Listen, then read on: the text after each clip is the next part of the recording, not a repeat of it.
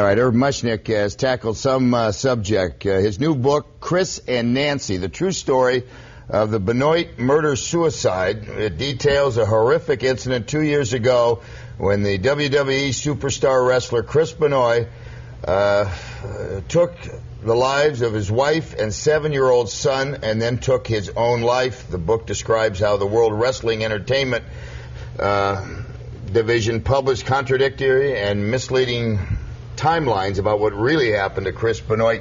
Before we get started, I mean, you just came back from Washington, D.C. You were on Capitol Hill?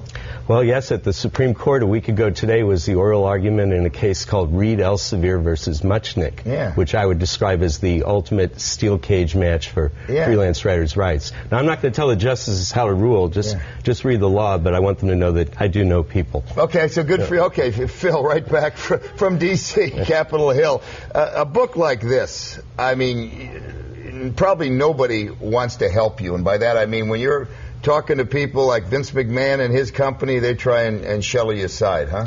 Well, not only that, the lawyer for WWE, Jerry McDivitt, sent me threatening letters, which I'm publishing now on my Twitter feed, if you want to follow me, at Irv Much.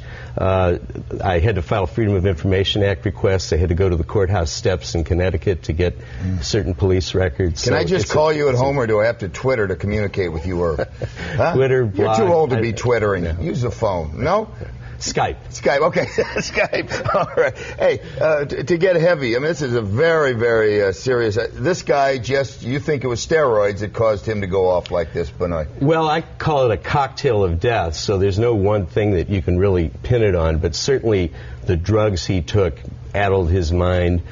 He also suffered brain trauma from repeated concussions that were untreated. Did this guy have something before, Benoit? I mean, you know, we always pin it on, okay, too much steroid, et cetera, et cetera. Was this guy a stable guy before he became a wrestler? He was a highly regarded professional. There was a history of domestic violence in his troubled marriage, but he was the most reliable wrestler around, which is why when he missed not one but 2 straight shows, the second of which was a pay-per-view at which he was slated to win a championship, you wonder how World Wrestling Entertainment gets away with its story that it had no idea. His doctor got 10 years, right? Yes, it's Dr. Phil Aston, who is one of those doctors to the stars who will give you a prescription for anything. Yeah, I thought they cleaned up steroids. Of course, maybe something like this aided in their reach. But like you see Hulk Hogan, once he got off the juice, nothing left, right? I mean, he was not effective. Is it still prevalent today?